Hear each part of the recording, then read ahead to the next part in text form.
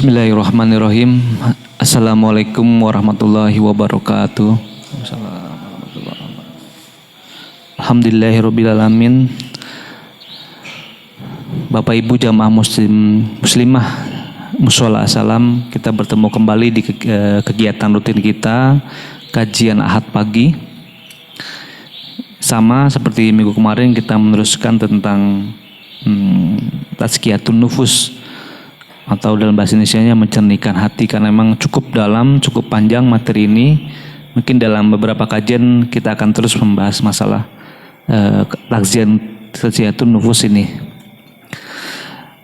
Baik Bapak Ibu muslimah Mushola Salam, alhamdulillah, syukurillah kita masih diberikan nikmat iman dan sehat oleh Allah Subhanahu wa taala.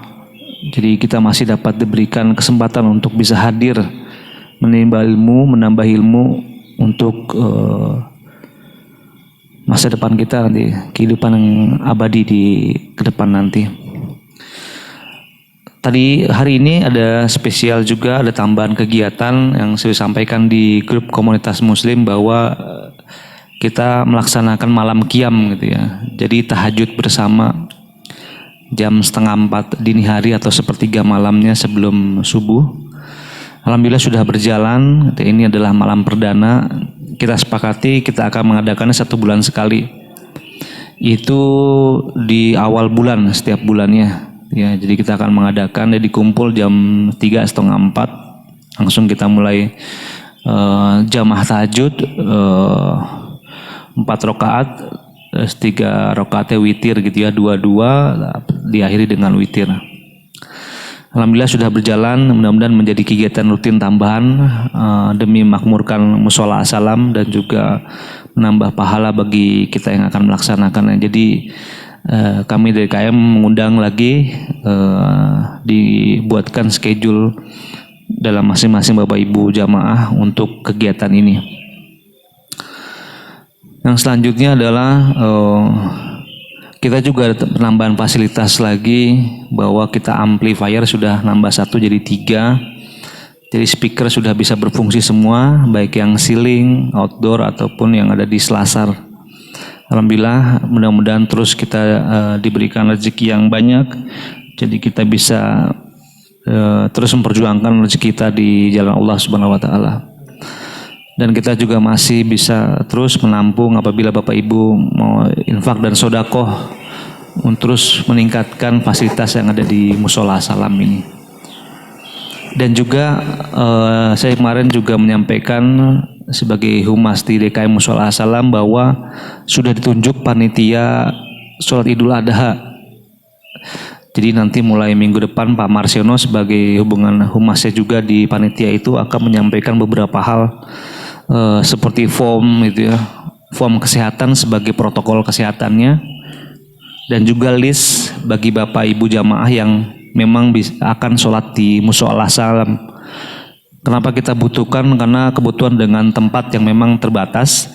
Jadi kalau banyak nanti yang sholat kita akan siapkan tempat yang lainnya. Dan juga bahwa kita sepakati juga untuk Idul Adha tahun ini kami tidak menerima dulu untuk kurban. Jadi apabila ada yang berniat kurban bisa disampaikan ke masjid lainnya di luar klaster Edelweiss. Jadi dalam minggu ini kita akan terus coba akan sampaikan informasi-informasi untuk kegiatan sholat Idul Adha. Satu lagi juga meja untuk pengajian juga sudah datang dari jamaah Mushola Salam. Alhamdulillah untuk anak-anak kita kegiatannya pengajian. Assalamualaikum warahmatullahi wabarakatuh.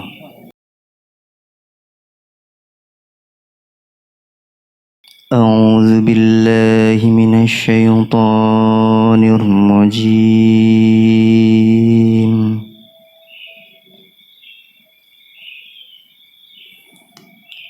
Bismillahirrahmanirrahim.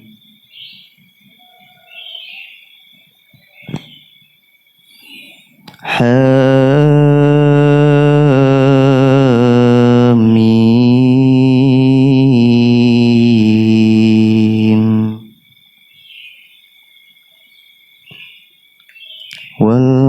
kitabil mubin inna ja'alnahu Qur'an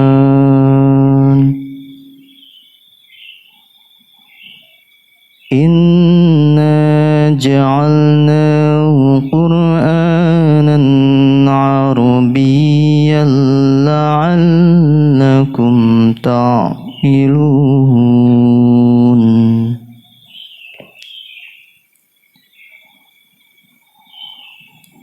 Wa innahu fi ummil kitabi ladaina la'aliyyun hakim.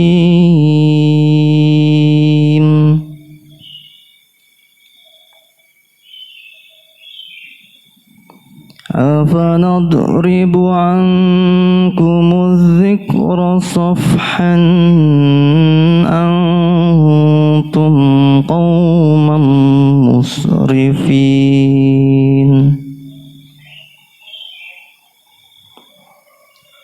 Wa kam arsalna min nabiyyin fil awwalin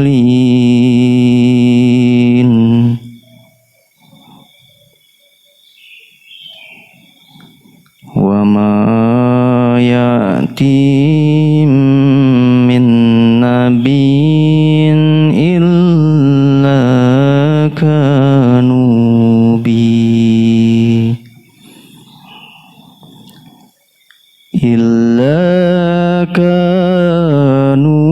bihi yastahzi'un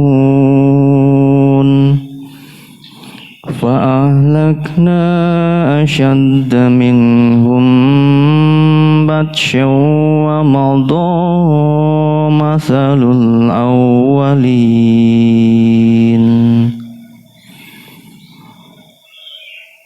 Wala in sa'altahum man khalaqas samawati wal arda la yaqulunna khalaqahunnal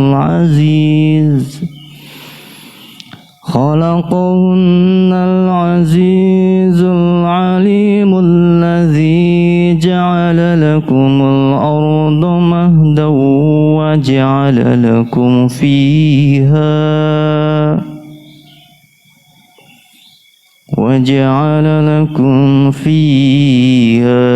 subulan la'allakum tahtadun.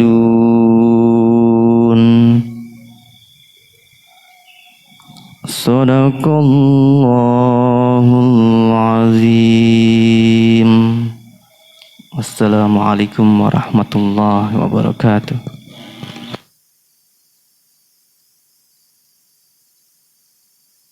Baik, alhamdulillah sudah kita dengarkan surah Al-Surah ya, ayat 1. Oke.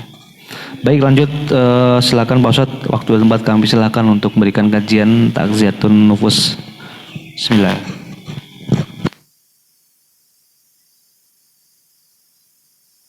Bismillahirrahmanirrahim. Assalamualaikum warahmatullahi wabarakatuh.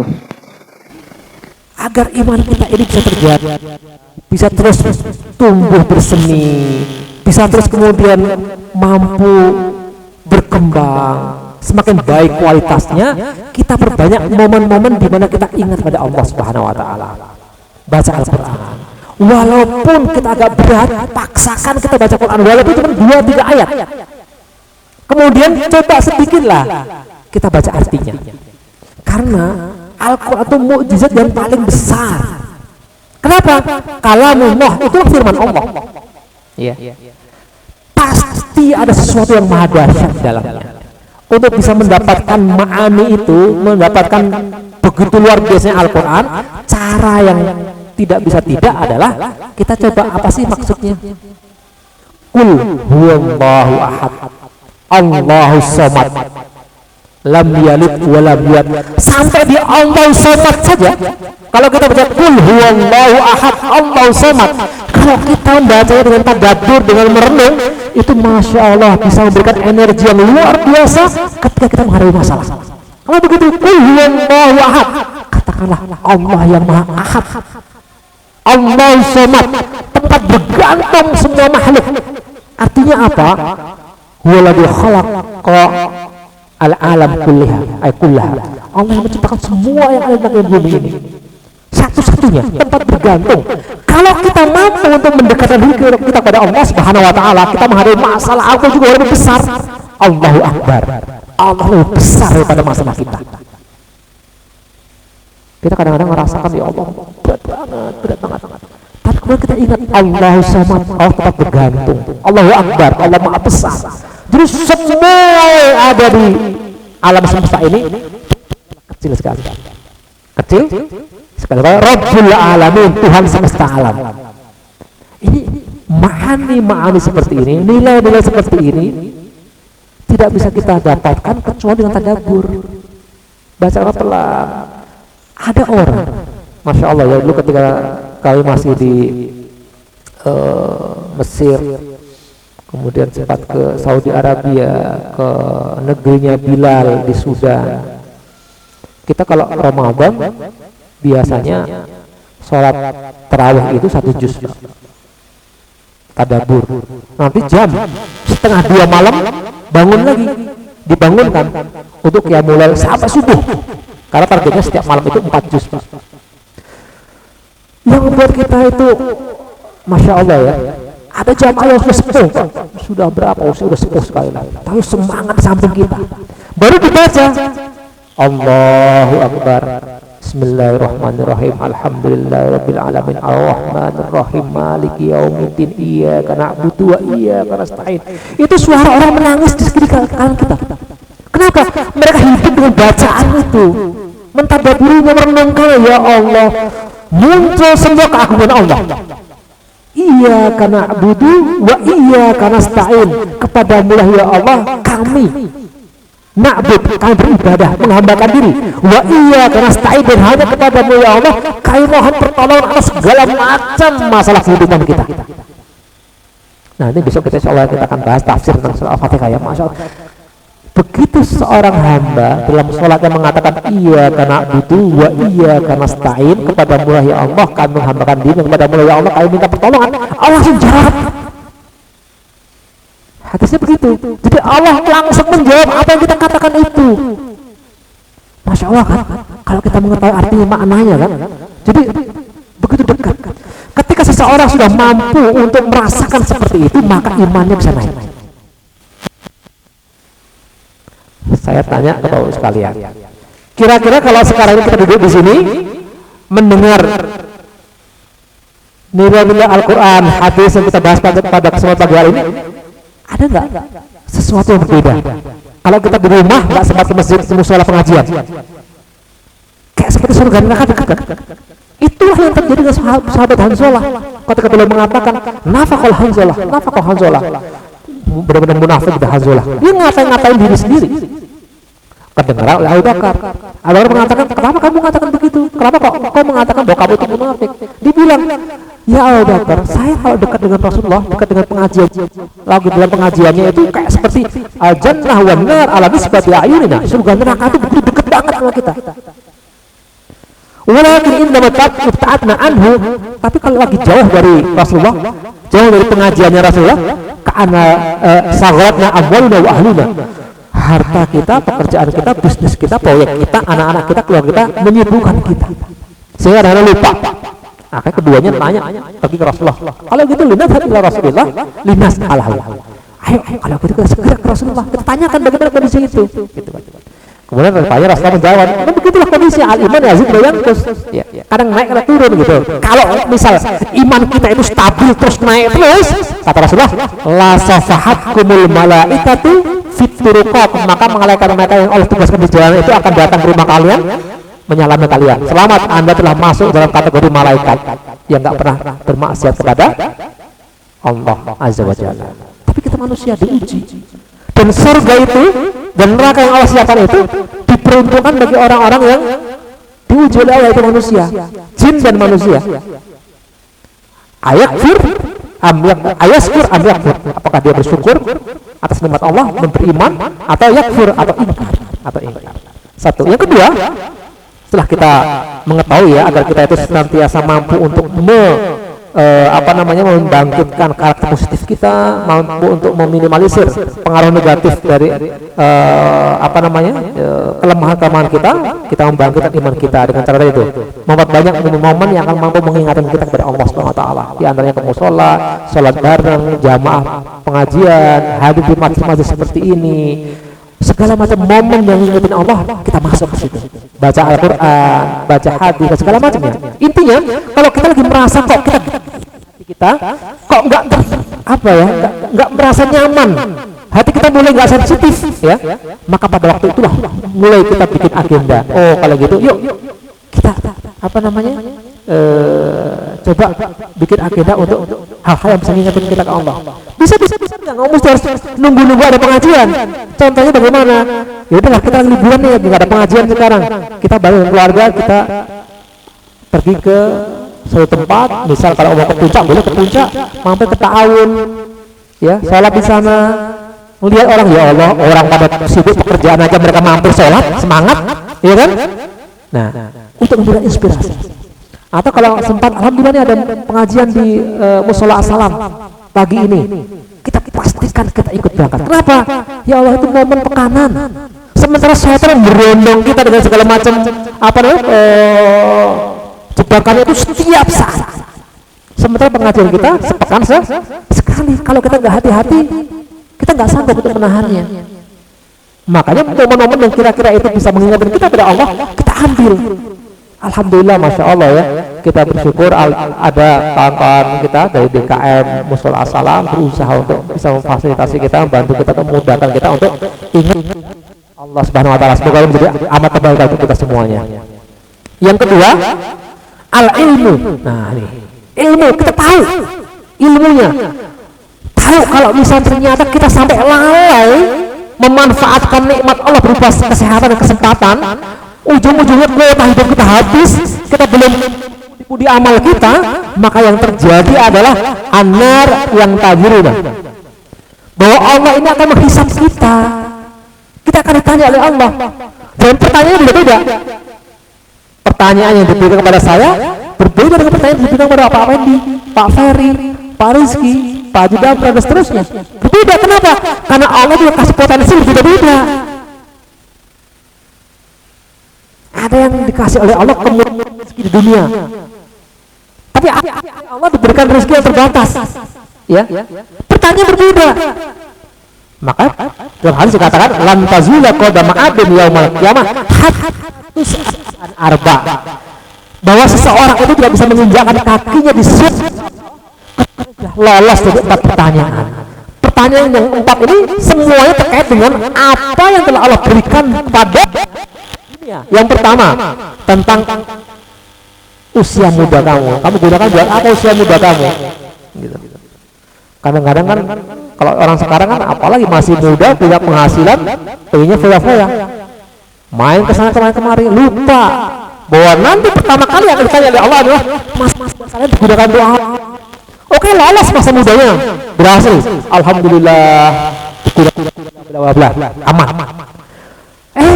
Nggak berhenti di situ. Allah tanyakan kedua, an umrihi fi ma'afnah. Nah, umurnya berarti meliputi masa-masa setelah masa muda. Allah kasih kesempatan nikmat umur yang begitu panjang, tapi rupanya tidak dimanfaatkan untuk memperbanyak pundi-pundi amalnya. Ini akan dipermasalahkan. Yang ketiga, tentang hartanya. Dari mana dia dapat hartanya itu? Kelihatannya melimpah, punya mobil banyak, rumahnya mewah, dia bisa berlibur ke Eropa, tapi rupanya dia dapatkan dari cara-cara yang tidak benar, dari uang riba, dari hasil korupsi, dari markup, dari macam-macam. Itu semuanya akan ditanya oleh Allah. Oke, aman, ternyata hartanya diperoleh dari hal yang halal, tapi belum berhenti, akan ditanya lagi, kamu belanjakan buat apa? Fima anfaqah. Pertama, min aina iktasabahu. Yang kedua, fima anfaqah, diambil dari mana? Oh, alhamdulillah aman, halal. Kemudian dikejar pertanyaannya, kamu belanjakan buat apa? Gitu kan. Loh, kok Kamu bisa membangun rumah mewah, punya mobil, bisa berlibur. Kenapa kemudian nggak dikeluarkan zakatnya? Nah, masalah lagi. Oke, aman ya. Yang keempat, ditanya tentang ilmunya. Kamu dikasih kesempatan oleh Allah untuk bisa banyak mengetahui hal. Tapi kenapa kamu nggak pengen mengetahui apa sih pesan Allah Al-Quran? Padahal di situ semua sudah dijelaskan oleh Allah, panduan hidup. Ibarat orang mau barusan beli mobil kan, mobilnya kebetulan merek ini merek yang agak asing, kurang familiar kita cara penggunaannya, maka yang paling bisa kita lakukan adalah baca panduannya. Kita tidak begitu, kita nggak pernah punya pengalaman hidup di dunia, baru sekali ini hidup di dunia, dan hanya sekali ini hidup di dunia. Kalau kita nggak tahu bagaimana caranya kita mengelola kehidupan di dunia, baca buku panduannya. Apa itu? Al-Quran dan Sunnah. Itulah panduan hidup kita. Makanya kemudian al-ilmu, cara yang kedua agar kita mampu untuk tetap survive dan potensi negatif itu mampu kita tekan sedemikian rupa, kita mengetahui ilmunya. Oh, ternyata bahaya ya kalau misalnya kita terbiasa riba, terbiasa tauhid bohong, terbiasa tidak jujur, terbiasa riya, terbiasa hikmat, terbiasa menuruti syahwat kita dan seterusnya. Ya. Itu semuanya adalah hal-hal yang mampu untuk kemudian mendorong kita. Begitu kita tahu, kita akan berhati-hati. Makanya Allah berfirman, innama yakhshallaha min ibadi al-ulama'u. Sesungguhnya orang yang takut kepada Allah itu hanyalah mereka yang berkategori al-ulama, orang-orang yang berilmu. Jadi kalau orang yang tidak tahu, biasanya ngelonjak dia, berani. Kenapa nggak tahu? Contohnya, sering kan dalam obrolan kita ya, karena kita udah lama nggak general check up, kayak perasaan aman-aman aja, sehat-sehat aja, makan semuanya, santan nggak santan semua. Tapi begitu kita periksa ke dokter, kemudian terungkap dalam pemeriksaan dokter, waduh bapak kolesterolnya tinggi, warning pak, hati-hati pak, nggak boleh, karena kalau bapak ini teruskan konsekuensi akan begini. Mulai kita hati-hati. Kenapa? Karena tahu. Seseorang ketika tahu, dia cenderung untuk hati-hati dalam bersikap. Oh ya Allah, alhamdulillah saya tahu kalau ternyata saya ini punya kolesterol. Kalau begitu nggak boleh makan yang berminyak-minyak banyak, makan apa namanya itu bersantan-santan, makan, karena kalau misalnya itu keterusan maka dampaknya fatal. Hati-hati kita bersikap. Demikian juga kita, begitu tahu Allah rupanya begini ilmu kehidupan ini ya. Setelah kita baca panduan dari Al-Quran hadis kan, seorang mukmin hendaknya begini, kewajiban kepada Allah seperti ini, kewajiban pada samanya seperti ini dan seterusnya. Hati-hati dia bersikap. Bahwa ternyata kehidupan ini tidak berhenti di kehidupan setelah kita menyelesaikan semua masa hidup di dunia, tapi akan ada kehidupan lain yang lebih kekal. Semuanya akan dipertanggungjawabkan. Apa yang kita lakukan di dunia inilah mazratul akhirah. Dia adalah sebagai lahan kita. Kalau kita baik mengelolanya, maka semua akan baik di akhirat nanti. Kalau tahu ilmu seperti itu, semakin hati-hati kita mengelola kehidupan kita. Oleh karena itu, wajib bagi kita untuk mencari jalan agar kita memiliki pengetahuan itu. Di antaranya dengan majelis pengajian seperti ini. Yang berikutnya, maslakut tabad. Kita melakukan langkah-langkah yang berlawanan dengan nafsu kita. Jadi, wahwa ayat al-insan nakidoh khulqi sayyi. Dia melakukan sesuatu perbuatan yang berlawanan dengan apa yang menjadi keinginannya. Contohnya tadi itu, dia pengen sebagai kemarin kita bahas sebenarnya, kalau misalnya kita punya kebiasaan susah untuk menerima orang lain untuk mendapatkan nikmat, bawaannya ngiri, gitu kan? Maka langkah yang bisa kita lakukan adalah untuk menghilangkan penyakit itu, justru kita paksakan diri kita untuk mendoakan dia. Kita doakan, ya Allah, semoga kawan saya ini, semoga dia dengan nikmat yang diberikan itu menjadikan dia semakin dekat pada Allah. menjadi lebih baik lagi dan seterusnya. Karena pada waktu kita mendoakan dia kebaikan, pada waktu yang sama malaikat akan mendoakan kita pasti. Kalau kita mendoakan orang lain, pasti malaikat akan mendoakan kita. Kalau malaikat mendoakan kita, maka malaikat itu mendoakan kita, lisannya tidak pernah bermaksiat kepada Allah. Sementara kalau kita mendoakan orang lain belum tentu dikabulkan. Kenapa? Karena kadang-kadang kita maksiat. Gitu. Tapi kalau malaikat mendoakan kita, insya Allah akan lebih besar kemungkinan diterima oleh Allah Subhanahu wa taala. Jadi kita melakukan hal yang berlawan dengan nafsu kita. Kalau apa namanya itu? Contohnya, suatu ketika Rasulullah telah bersabda, wa qala sallallahu alaihi wasallam lirajul ala syakka lahu qaswata qalbi. Rasulullah pernah mengatakan pada seseorang yang mengadu kepadanya tentang kok hati saya itu keras gitu ya. Benar ke Rasulullah, dia curhat ke Rasulullah. Ya Rasulullah nggak tahu kenapa kok hati saya itu keras banget gitu. Akhirnya apa dikatakan oleh Rasulullah? Rasulullah mengatakan begini, imsah ra'sal yatim wa atqimal miskin. Jadi Rasulullah ngasih tips. Oh, kamu merasa keras ya hatinya ya. Kalau gitu ada dua hal yang bisa kamu lakukan, kata Rasulullah. Yang pertama, imsah ra'sal yatim. Coba elus lah tuh kepala anak-anak yatim. Jadi kalau hati kita keras, coba datang ke pantai asuhan atau datang ke tempat-tempat di mana ada anak yatim di situ. Elus kepalanya. Itu akan bisa membuat hati kita itu sejuk. Hati kita menjadi lentur kembali. Atau yang kedua, wa'at imal miskin, kasih makan orang-orang miskin. Kita ambil sebagian harta kita kasihkan kepada orang-orang miskin. Bapak Ibu sekalian, tahu nggak? Dalam Islam dikatakan, mana kosong malum min sedekah, tidak akan pernah harta kita berkurang karena sedekah kita. Karena dalam logika Islam, justru harta kita yang kita ambil, kita sedekahkan, itulah yang akan tumbuh berkembang. Bukan harta kita yang kita tahu di deposito. Kemarin kita bahas ya, harta kita yang kita tahu di deposito itu, walaupun itu punya kita, tidak ada orang lain yang punya kewenangan untuk mengambilnya kecuali kewenangan kita, ya.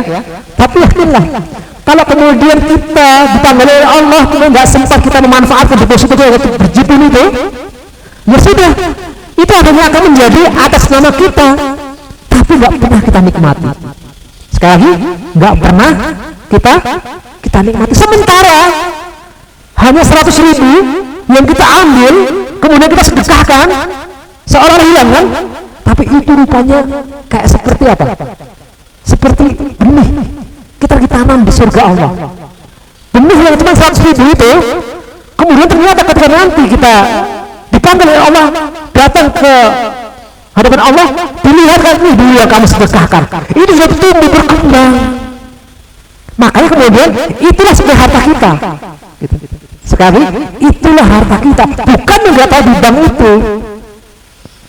Makanya kita lihat banyak orang yang Masya Allah sudah bisa memahami seperti itu, dia mudah ringan dia infakkan. Saya tidak kawan, Masya Allah, ini orang luar biasa. Dia nggak tegaan orangnya. Ya sudah, pokoknya kalau bisa ada orang butuh, ada pintu-pintu kebaikan, dia titip uang, tolong untuk ini, tolong ini. Dan dia yakin banget harta dia itu bukan yang dia simpan di bank, harta dia adalah yang dia simpan pada Allah Subhanahu wa taala melalui sedekah, zakat dan seterusnya. Masya Allah. Baik, berikutnya maslaku takalluf. Kita masih punya waktu sekitar 4 menit ya. Maslaku takalluf, bahwa ayat takalluf al-insan al-khuluq al-hasad alladhi yuridu an yatakallaf bihi iddatan marad hatta tu'allifahu nafsuhu wa ta'tabihi wa yasiru laha katab. Seseorang membiasakan diri dengan hal-hal positif yang dia belum terbiasa. Sekali lagi, kalau kita ingin satu hal yang baik, maka yang kita lakukan adalah kita paksakan diri untuk membiasakan diri melakukan itu. Sesuatu yang dibiasakan akan menjadi karakter. Contohnya, saya nggak biasa nih ikut pengajian, dibiasakan, dipaksakan hadir. Karena kalau sekali, 2 kali, 3 kali, 4 kali menjadi ringan, akhirnya di karakter dia senantiasa mencari hal yang positif. Dalam hadis dikatakan, man yatasabar yusabbirullah. Kata Rasulullah, barang siapa ingin sabar, maka paksakan dia untuk berlatih sabar. Ketika kita lagi dalam kondisi tiba-tiba sampai di rumah, habis kerja, rupanya di rumah belum ada makanan, masakan. Waduh, mana tadi di Juhur ramai banget, macet luar biasa. Ya, capek, ada masalah di kantor, sampai di rumah belum ada makanan. Kalau nggak hati-hati kita emosi. Tapi kita ingat, wah, ini saatnya saya berlatih sabar, paksakan sabar. Pelan sekali, 2 kali, 4 kali akan menjadi kebiasaan.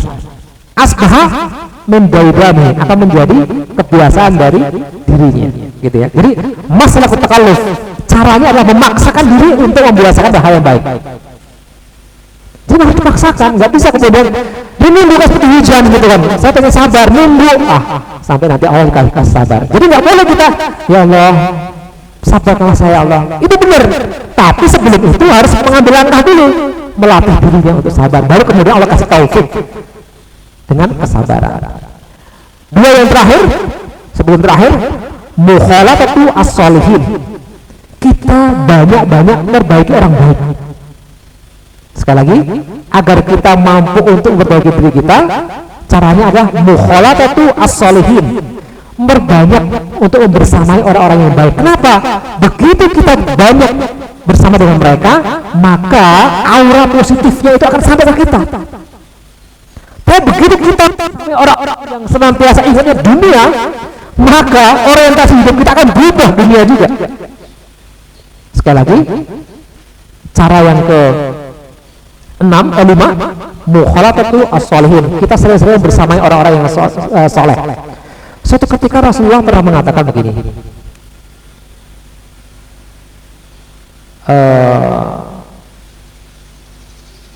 almar'u ala dini khalilih falyanzu ahadukum ila man yukhaliluh.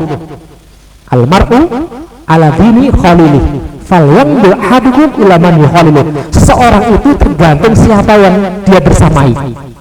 Oleh karena itu, kalau dia pengen mengetahui bagaimana dirinya, unzur ila man yukhaliluh, lihatlah siapa yang bersamai dia. Sekali lagi, seseorang itu tergantung dari siapa yang bersamai dia. Kalau dia pengen mengetahui dirinya, maka lihatlah siapa yang dominan membersamai dirinya. Kalau kita sering-sering bersama orang baik, maka insya Allah cerminan kita nggak jauh dari mereka itu. Tapi kalau ternyata keseharian kita lebih dominan membersamai orang-orang yang orientasinya dunia, maka nggak jauh-jauh dari kita akan seperti itu. Ya, oleh karena itu, babnya, pintunya adalah mukhalatatu as-sholihin. Perbanyak untuk membersamai orang baik. Saya termasuk yang hobi ya Pak Ibu sekalian, hobi beli parfum, tapi nggak mahal-mahal. Parfum yang jual eceran begitu, yang apa tuh, yang refill itu ya. Kita masuk ke situ saja, nyobain banyak parfum itu, dan dia ribet penjualnya. Ini Pak, coba di ini Pak, ini Pak, coba di Pak. Lama. Tapi kalau kita kemudian ke tempat-tempat yang nggak baik, maka yang kita dapat itu juga pengaruh yang nggak baik. Itu gambaran sederhananya begitu. Yang terakhir, tarkul fasidin. Kita meninggalkan atau jangan sampai kita terjebak dengan pergaulan bersama dengan orang yang fasik, orang orientasinya duniawi, orang yang tidak untuk kepentingan akhirat kita. Boleh kita bergaul dengan mereka, tapi bukan membersamai. Dalam artian tidak perlu kita hidup dengan karakter mereka. Ya, karena kalau itu terjadi, maka ada satu hadis ya. Kalau misal ada hadisnya begini, wala tatamannau liqa'al adu. Jangan pernah sekali-kali kau berharap-harap untuk ketemu musuh. Gitu. Wala tatamannau liqa'al adu. Jangan sekali-kali kau berharap untuk ketemu musuh. Kita merasa, wah, saya sehat kok, saya kuat, saya nggak ada masalah. Dia masuk ke satu tempat yang di situ ternyata ada wabah. Jangan itu kan Rasul udah mati. Kita ngerasa nggak apa kok, saya kuat kok, saya nggak akan terpengaruh dengan pergaulan itu. Dia masuk, dia terus di situ, jatuh. Kenapa? Dunia terlalu kuat menguasai kita kalau kita nggak hati-hati. Kayak seperti itu. Dunia ini kayak seperti air lautan. Semakin kita minum, semakin kita pengen terus untuk menghilangkan, susah untuk menghilangkan dahaga itu. Itu Bapak sekalian, hal-hal yang bisa kita lakukan untuk bisa memperkuat karakter kita. Nanti pembahasan setelah ini adalah pembahasan tentang satu persatu penyakit hati. Apa itu? Dari mulai nanti kita akan bahas tentang arya, penyakit lisan, penyakit perut, kemudian cinta dunia, kemudian apa namanya itu, cinta harta, marah, iri, dengki, ujub, kemudian melihat kita itu lebih baik daripada orang lain dan seterusnya. Ini semua adalah babat penyakit hati. Ya. Yang kalau itu terjadi dalam diri kita, seringkali kemudian cahaya hidayah itu susah masuk dalam diri kita. Wallahu alam, tidak bijak kalau kita perpanjang. Kesimpulannya bahwa dalam kerangka untuk bisa menjernihkan hati itu ada 3 langkah. Langkah yang pertama adalah kita menghiasi diri kita dengan hal-hal yang positif, sikap-sikap yang positif. Kita akan kenalkan nanti di sana. Kemudian yang kedua, kita coba kenali kelemahan-kelemahan kita, kemudian kita berupaya untuk menutupnya. Dan yang ketiga, kita memperbanyak diri kita dengan amal-amal ketaatan. Insya Allah dengan 3 hal itu, maka kemudian hati kita menjadi bening. Kalau sudah bening, hidayah Allah itu mudah untuk dapat sampai pada hati kita. Kalau sudah begitu, insya Allah tampilan kita akan semakin menjadi indah. Wallahu a'lam, aku qouli hadza, astaghfirullah li wa lakum. Jazakallahu khairan. Wassalamualaikum warahmatullahi wabarakatuh.